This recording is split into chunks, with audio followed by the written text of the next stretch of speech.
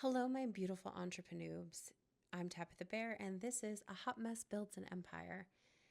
I have zero idea what I am doing, but I'm doing it with the energy of someone who has tripped and is making a career out of the fall.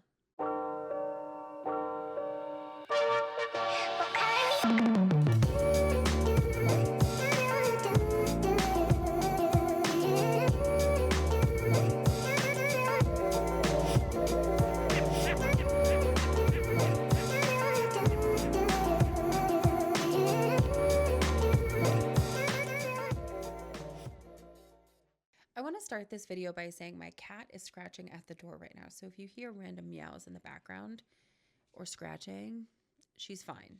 She's been fed, she has water, she just wants to annoy me. But if I let her in here, she rubs up on the tripod and it keeps moving the camera. So she's been booted and banned from the studio. And that's just where we're at. So if you hear a little shh, shh, shh, shh in the background, it's my cat, Skull Crusher.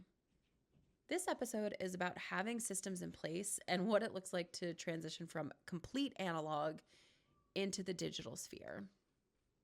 So I was organized by notebooks, index cards all over my desk, random sticky notes, the ones with the lines. I like those ones. The like fluorescent-y neon ones too. Those are my jam.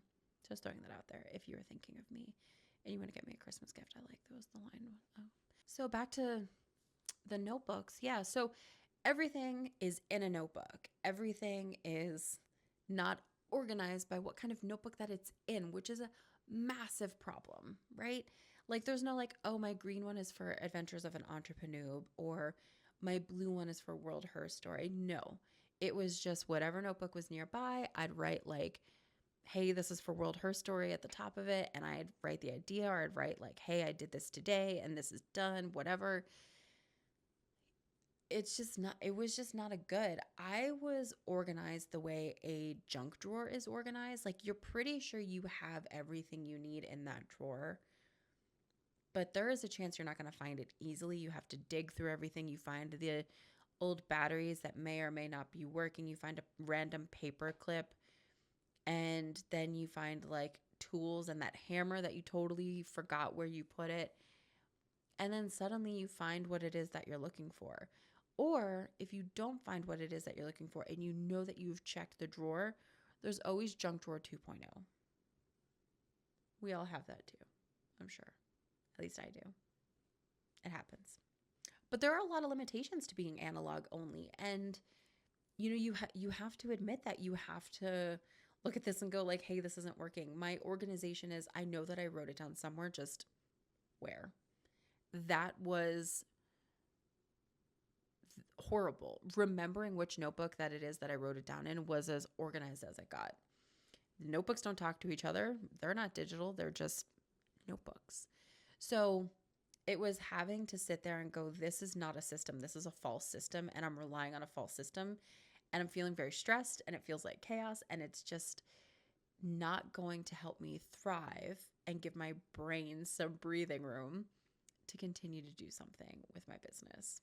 So I'm very fond of Airtable. I don't pay for Airtable right now. It gives you a lot for a free account.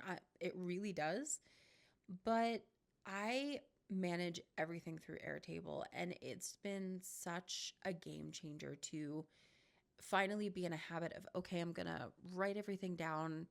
This is what it is that it looks like, because it just, creatively speaking, it helps me say what it is that I want to say by writing it down, and then I just translate it to whatever it is that needs to be translated to, whether it's an Airtable workspace, whether it's my Google Drive documents, like whatever it is that it looks like, I need to write it down first.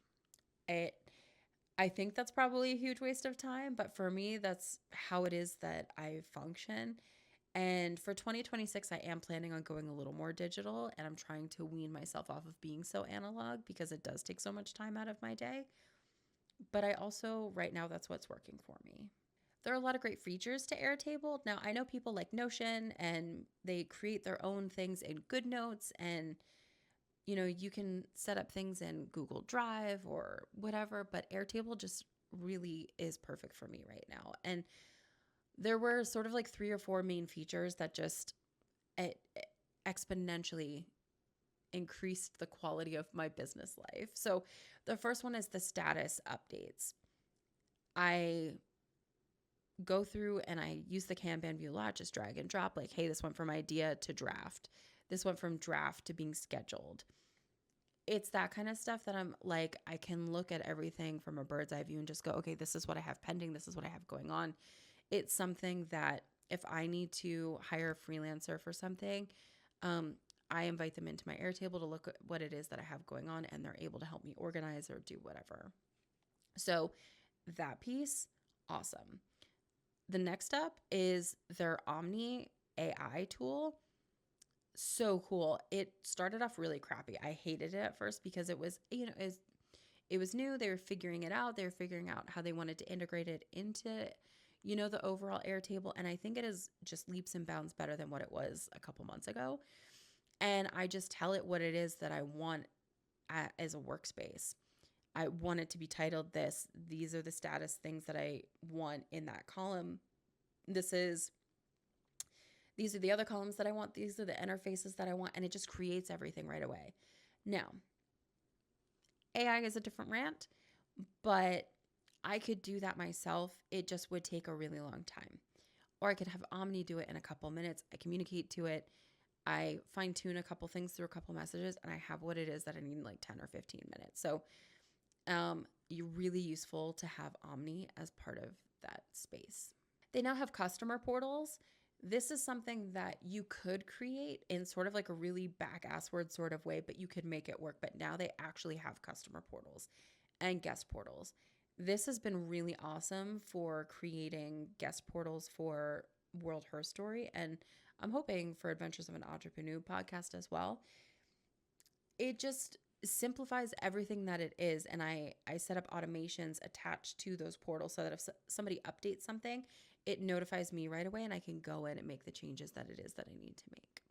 I do use the forms for everything. I know you could use Google Forms or Microsoft Forms or I think Typeform and stuff like that.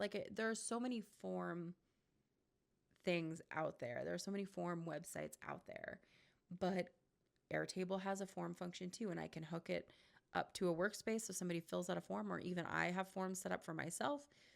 I just fill it in. It fills in the whole table. Bob's your uncle. It's awesome. So I have forms for the Myths and Miles retreat applications, for guest onboarding, for entering my own ideas in to kind of organize like, hey, what does this look like? And what is the goal that I want for this? And I'll revisit it. So using a form for everything, fantastic. Now, the biggest thing that has changed for me using Airtable is my finances.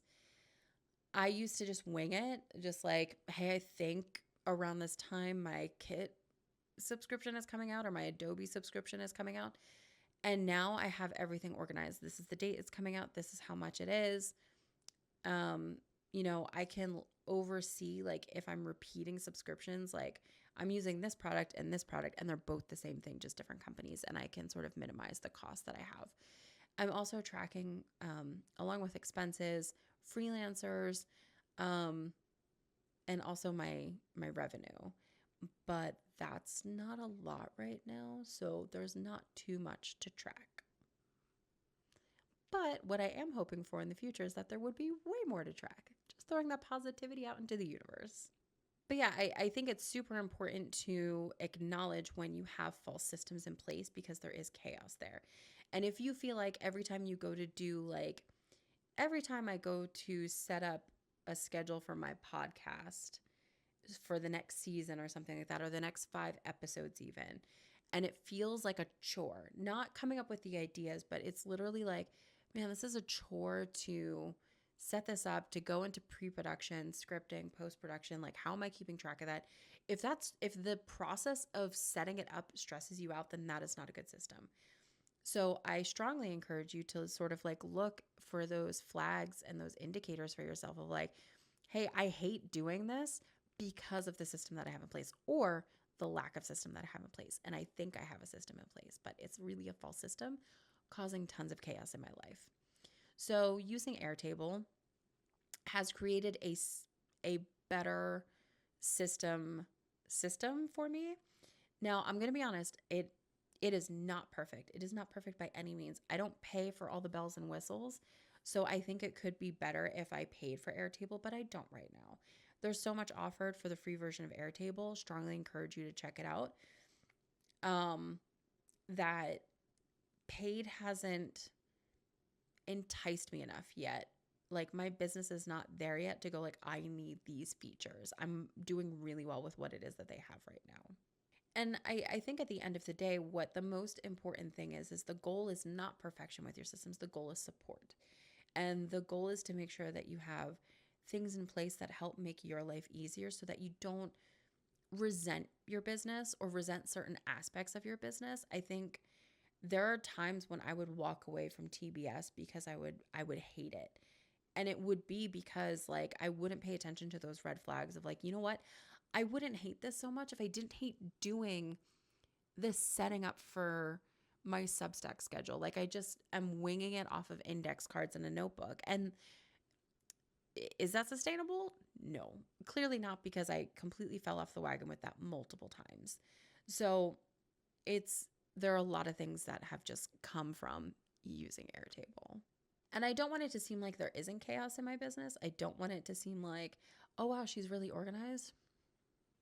I'm the least organized person. I made a YouTube video about me cleaning my desk because to me, that was gargantuan. Like, I'm going to clean my desk and I think I might have to create a YouTube video for proof that I cleaned it, that I organized it. I'm charging my Kindle and tablet right now, so there's a little clutter, but it's going away after this video because everything should be charged by the time I'm done. But I strongly encourage you to look at those red flags, get your systems in place, check out Airtable. I might throw an affiliate link in the description, so if you guys end up wanting to try Airtable, please use my link. I get like $1 credit or something like that. I don't know, to use for like to add on a feature. But that's everything. I hope this was helpful. I feel like when I talk about systems and management, it's a little boring, but someone out there needs to hear this.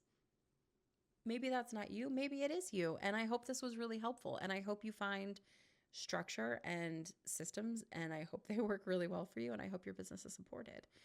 So please like this video. Please subscribe. And yeah, I think I'm doing this a lot. Like very pensive, very philosophical, like the systems in place for your business should be Airtable. Use my affiliate link. Okay, thanks, bye.